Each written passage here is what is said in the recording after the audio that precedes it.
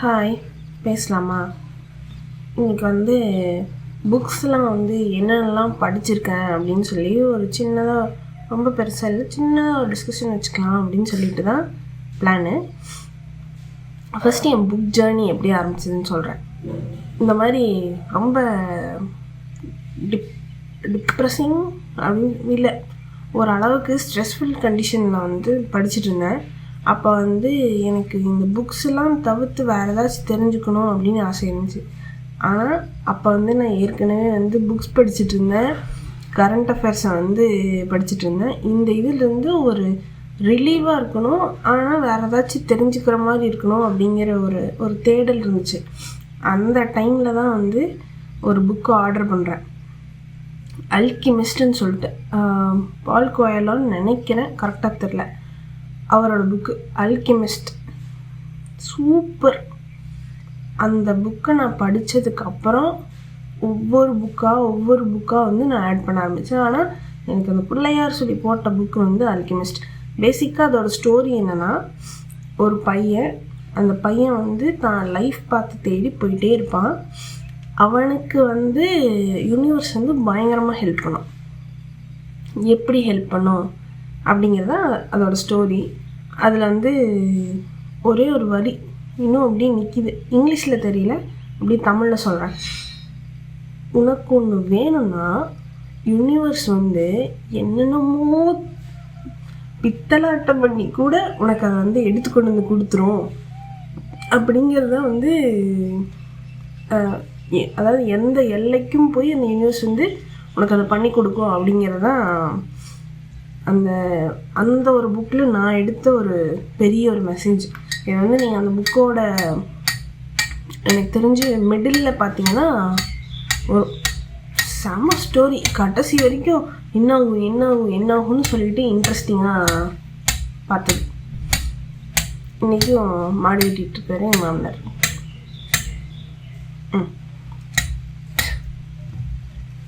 Next இது முடிஞ்சதுக்கப்புறம் self help புக்ஸ்லாம் நிறைய படிச்சிருந்தேன். ஆனால் அதெல்லாம் ஞாபகம் இல்லை. அடுத்த எனக்கு ஞாபகம் இருக்க மாதிரி இருக்க ஒரு புக் என்னென்னா, லார்ட் சிவாவோட மெலுஹாங்கிற ஒரு புக்கு. அது ஒரு சீரீஸ். நான் யோசித்து கமெண்டில் பின் பண்ணுறேன். அந்த சீரீஸ் என்னென்னா, lord Shiva and lord Parvati தேவியோட ஒரு ஸ்டோரி. அதை எப்படி சித்தரித்து எழுதியிருப்பாங்க அப்படின்னா, அவங்க உண்மையாகவே இங்கே வாழ்ந்த ஆன்சிஸ்டர்ஸ் அப்படிங்கிற மாதிரி எழுதியிருப்பாங்க. 3 புக்கு சூப்பர். காலையில் அப்போ என்னோடய ரொட்டீன் என்னென்னா, சனிக்கிழமை எனக்கு நானே கொடுத்துக்கிட்ட ஒரு லீவு. காலையில் 6 மணிக்கு எழுந்திரிப்பேன். அது நான் புக்கே வாங்கலை, என் ஐபேடில் தான் படித்தேன். காலையில் ஆரம்பித்தேன்னா சாப்பிட்றது எதுவுமே யோசிக்க மாட்டேன். சாயங்காலம் 6 மணிக்கு முடிச்சுடுவேன். இந்த மாதிரி 3 வாரத்தில், ஆக்சுவலி 3 வராங்க. ஃபர்ஸ்ட் வாரம் சனிக்கிழமை படிக்க ஆரம்பிக்கிறேன். செம்ம இன்ட்ரெஸ்டிங்காக இருக்குது. என்னாகும்னு சொல்லிட்டு அடுத்த பார்ட்டுக்கு மைண்ட் ஏங்குது. ஆக்சுவலாக அதை அமேசானில் டவுன்லோட் பண்ணி வச்சுருந்தேன். 2வது பார்ட்டு அடுத்த சனிக்கிழமை எப்படா வரும்னு சொல்லிட்டு வெயிட் பண்ணிட்டுருந்தேன். சனிக்கிழமை வந்துச்சு, செகண்ட் பார்ட்டை முடித்தாச்சு. செகண்ட் பார்ட் எப்படி இருக்குன்னா, ஒரு மாதிரி ஹாப்பினஸ்க்கு போய் இப்படி நியூட்ரலாக நிற்கும். அதுக்கப்புறம் என்ன ஆகும்னு தெரிஞ்சே ஆகணுங்கிற மாதிரி ஒரு ஃபீலிங் இருந்துச்சு. அதுக்கப்புறம் அடுத்த சனிக்கிழமை வரைக்கும் நான் வெயிட் பண்ணல. சனிக்கிழமை முடிஞ்சோடனே ஞாயிற்றுக்கிழமை எடுத்துட்டேன். 2 நாள் 9 to 6 புக்கை படித்து முடிச்சிட்டேன். இப்போ கடைசியாக அந்த 3rd பார்ட்டில் அழுதா பயங்கரம் அந்த புக்கு. அப்போ எனக்கு நிறைய ஒரு கொஷின் வந்துச்சு, உண்மையாகவே இங்கே தான் வாழ்ந்துருக்காங்களா அப்படின்னு. நம்மளுக்கு தெரியாதுல்ல.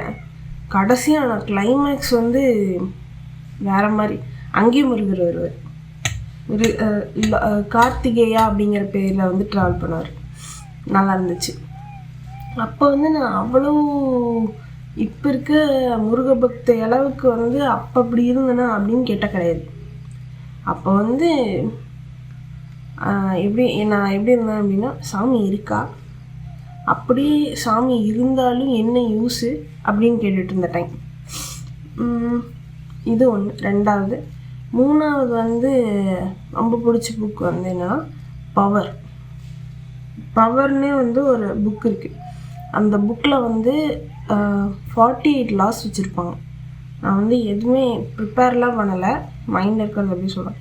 48 laws வச்சுருப்பாங்க ஒரு பவரை ஹோல்ட் பண்ணுறதுக்கு என்ன பண்ணணும் அப்படின்னு சொல்லிட்டு. புக்கு உங்கள் செல்ஃப் கான்ஃபிடென்ஸ் இப்படி இருந்துச்சுன்னா இப்படி ஏற்றி விட்ரும். அந்த மாதிரி ஒரு நல்ல புக்கு. ஆனால் இந்த பவரை வந்து நான் ஃபுல்லாக படிச்சிருக்கேன் அப்படின்னு கேட்டால் கிடையாது. என்னைக்காச்சும் வந்து கொஞ்சம் டவுனாக இருந்தேன், அதாவது ஆஃபீஸ் ரிலேட்டடாக கொஞ்சம் டவுனாக இருந்தேன், ஏதாச்சும் எனக்கு வந்து ஒரு பூஸ்ட் வேணும், இல்லை ஏதோ ஒன்று நான் இம்ப்ளிமெண்ட் பண்ணணும் அப்படின்னா அந்த புக்கு இப்படி எடுத்துப்பேன். அது வந்துடும். அந்த புக்கை நான் எடுத்துப்பேன், இப்படி வச்சுக்குவேன். நடுவுலேயே ஏதோ ஒரு இதை இப்படி ஓப்பன் பண்ணுவேன். அன்னைக்கு என்ன தாட் வருதோ அதுதான் என் தாட் அப்படி சொன்னேன். இது 3rd புக். 4th வந்து அட்டாமிக் ஹேபிட்ஸை நான் வந்து டெல்லியில் இருக்கும்போது 100 ரூபாய்க்கு என்னமோ வாங்கினேன். அங்கே வந்து கீழே எல்லாமே ஆல் 99 ப்ரைஸில் இருக்கும். அதில் வந்து வாங்கினேன். ஆக்சுவலாக ஆனால் அட்டாமிக் புக்ஸ் நீங்கள் அமேசானில் வாங்கினீங்கன்னா கொஞ்சம் அதிகமாக இருக்கும். வாங்கினேன். இது வந்து நான் எப்படி ஸ்கெடியூல், இது வந்து யூஸ்வலாக நடக்கிற ஸ்கெடியூலு எப்படி போட்டேன் அப்படின்னு சொல்லி சொல்கிறேன். ஒரு நாளைக்கு கரெக்டாக தூங்குறதுக்கு 10 நிமிஷத்துக்கு முன்னாடி புக் எடுத்து படிச்சுட்டு இந்த 10 நிமிஷமாவது படிச்சுட்டு வைக்கணும் அப்படிங்கிறது நான் எனக்கு வச்சுக்கிட்ட ரூல்.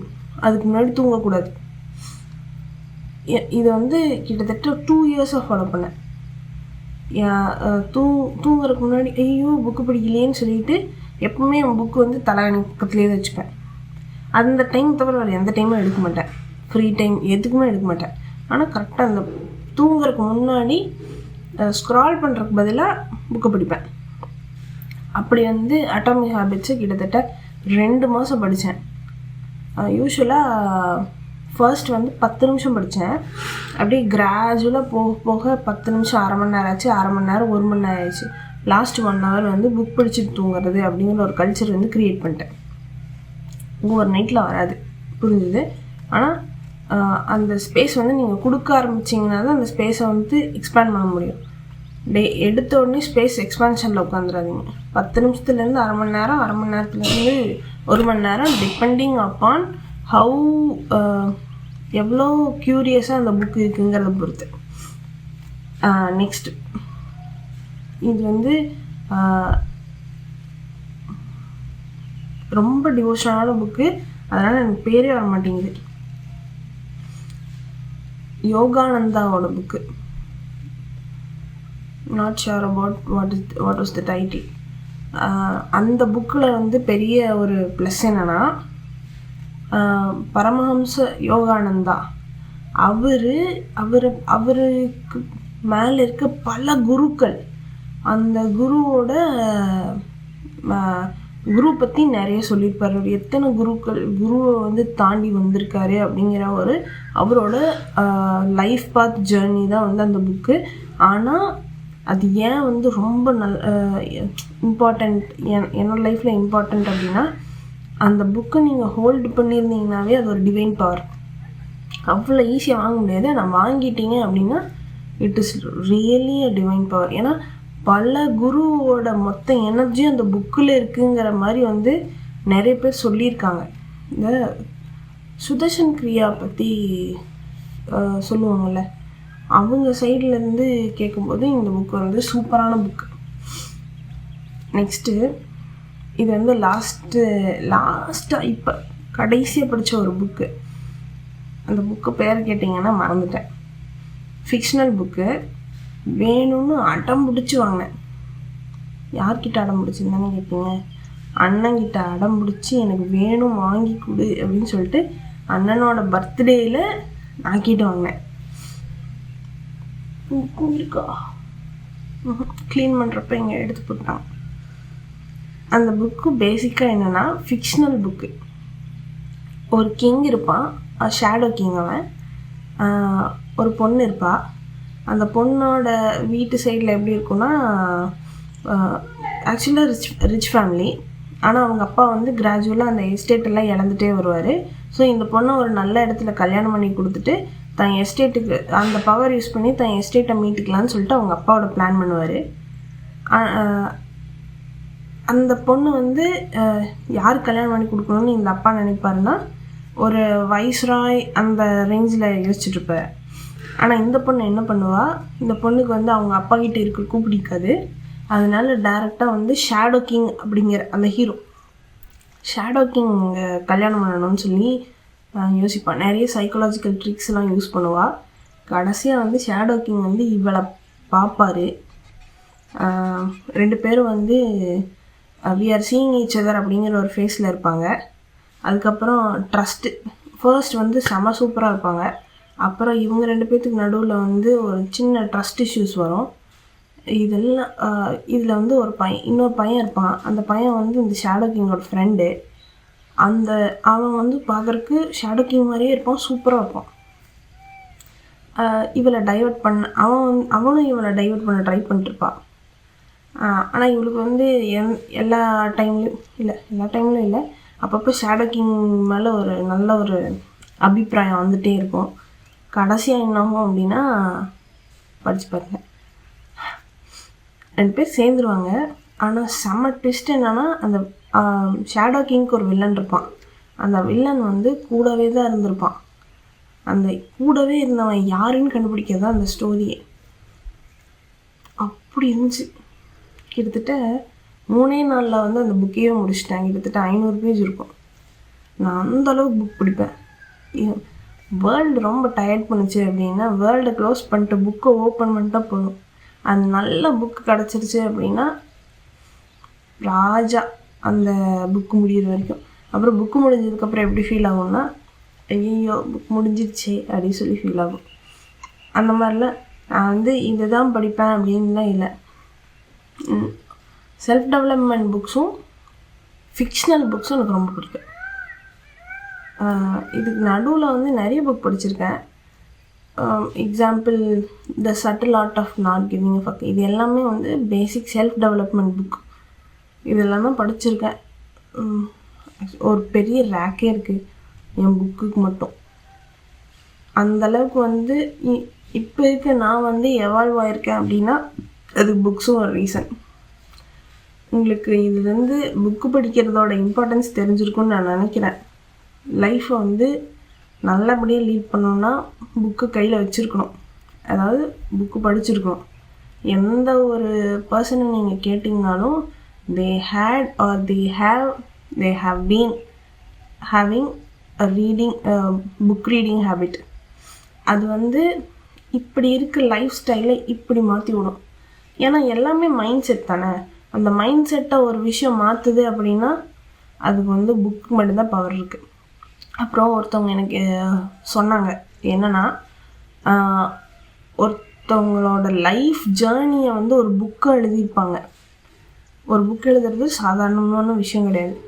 அப்போ ஒரு 50 வருஷமும் நடந்த ஒரு விஷயத்த ஒரு 100 பேஜில் அடக்கி ஒரு புக்கு உனக்கு வந்து ப்ரிப்பேர் பண்ணி கொடுக்குறாங்கன்னா அந்த புக் வெறும் 100 பேஜ் கிடையாது, அது 50 வருஷத்தோட இன்டெலிஜென்ஸ் அண்ட் விஸ்டம்.